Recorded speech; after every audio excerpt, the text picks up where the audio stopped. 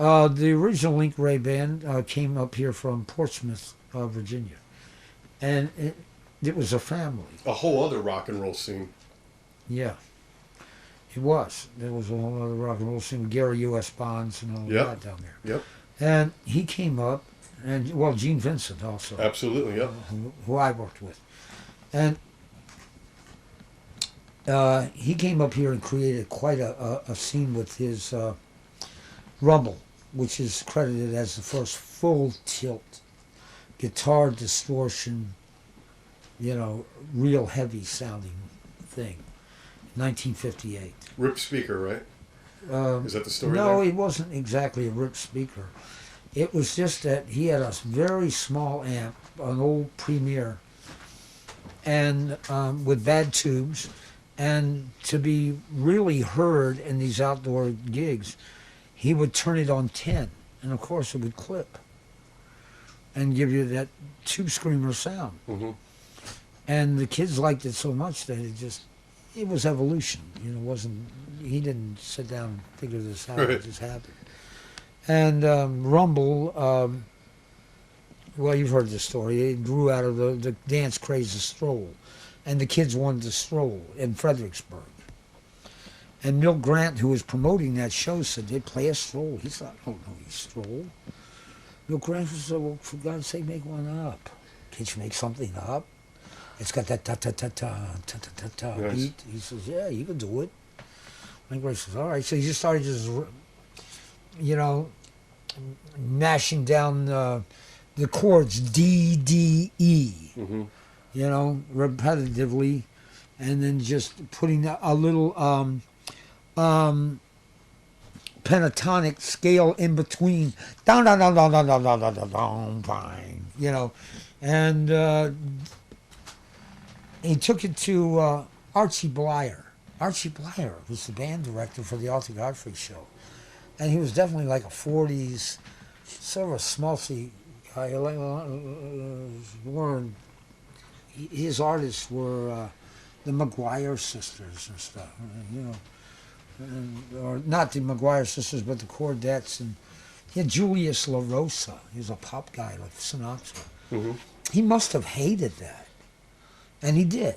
He did. That's the story I got. He hated it. He heard that and he said, boy, this is trash. This is insulting. And his daughter says, what's that? He had a 13-year-old daughter, and she says, what's that, Daddy? That's cool. And that's when the light bulb went off. My daughter likes it. Got to see a buck. There's zillions of people, same age as my daughter. He called up Milt and said, I'll go, the record's a go. That's great. That's great. Listen to your kid. Absolutely. People are doing it now. Yeah. Mick Jagger was doing it for his solo career.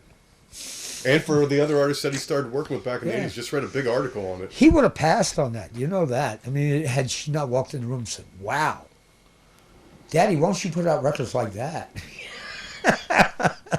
It's like that marketing movie with Tom Hanks where they were trying to sell it to kids. Tom Hanks has all these brilliant ideas about, toys for kids because he is a kid. Yeah. You've seen that movie, right? Yes, so it's like the same deal, Okay, so Southeast D.C., Montgomery County, and Virginia. Who were the Virginia bands that sort of came out? Well, yeah, it kind of kicked off with this one guy named Barry Darvell. He was on Colt 45, which was a Washington, D.C. label that was distributed by a large label, Atlantic. And they were located over on Pennsylvania Avenue, near George Washington University. And that guy put out several records, Ronnie Brent and Barry Darvell, and that was in the 50s, very late 50s, around the same time as Link Ray. Mm-hmm.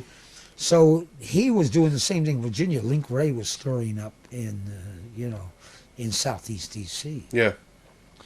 And then Joe Stanley was from more of an R&B thing. He was coming from he was really into the black music at the time, and he was like going for whatever they were doing at the Howard Theater. That's what he wanted to do. You know?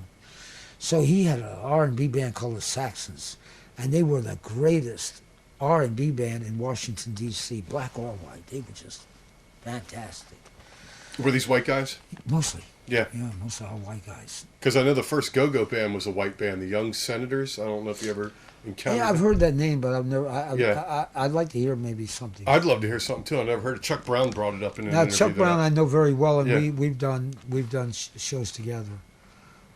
And And he's obviously the godfather, as it were. They call him the godfather of go-go. now, to go along with these different kind of bands, Yeah. you had different kind of clubs. Mm-hmm. You had the band that just featured like top 40 cover bands, and then you had the band that featured more bohemian stuff. Like you had in folk, you had the Cellar Door. Another one called the Shadows. There's another Virginia band, That was their name? the Mugwumps. Oh, the Mugwumps, okay. Yes, okay. Okay. And I went to Rock and Roll High School, George Washington. That's where Phil Blondheim. That's a household name, isn't it? Uh-oh. Oh, maybe you guys know him as Scott McKenzie. Okay. Wear some flowers in your hair. Yeah, sure. Okay, so it was him, John Phillips, Sure. and Yeah, I know he's from around here. yeah. So you had those guys. They were all Alexandria people. Oh, Jim Morrison. And Jim Morrison. Yes. Wait, what high school did he go to again? He went to GW. He did, okay. And St. Stephen's, and Phil Blondheim, a.k.a. Scott McKenzie, and John Phillips, and you also had Zal Yanovsky for a short while. Everybody calls him Zal, but his real name is pronounced Saul, just S-A-U-L. Mhm. It's the Russian spelling of Saul, Gotcha. and he, with a very soft Z, Saul. And they were all in the Mugwumps. And I could tell the story, but all you have to do is listen to a Mamas and Papas record of Creek Alley. And it tells the story much better than I could sit here and tell it. Fair enough. About, you know, how this all connected with from the Cellar Door, the Washington, New York connection.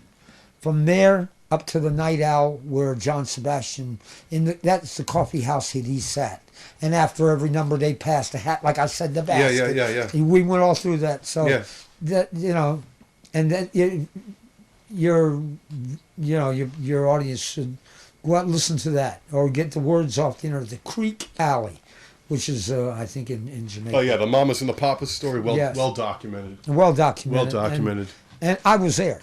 I mean, I was Yeah. there for this. Uh-huh. So it's exactly whoever wrote that song. Probably John Phillips wrote it. Mm-hmm. Sounds like he did. He's got it perfect. He described it. I can see the basket. I can see the coffee house. I can see the shadows where the Mugwumps. I can see them playing there. Just like it was yesterday. Right. And I was right down the street at New Max when they were doing it, And first club I played in Georgetown was called the Corral. It turned into Georgetown Leather Design. Now what it is now, I don't know. Yeah. They had music upstairs and downstairs. Next door was the Peppermint Lounge. They had music upstairs and downstairs.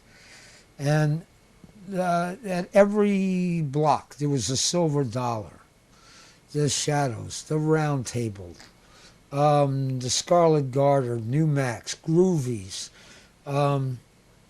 Every block there was nothing. And on Saturday night, the traffic was just a grid, and it was just Georgetown was a mess, if I'm hearing you correctly. like a parking lot. Yeah. After the clubs closed. And it still is now, but there's a whole different scene going on there. Very little live music. Yeah, DJs. DJs, yes.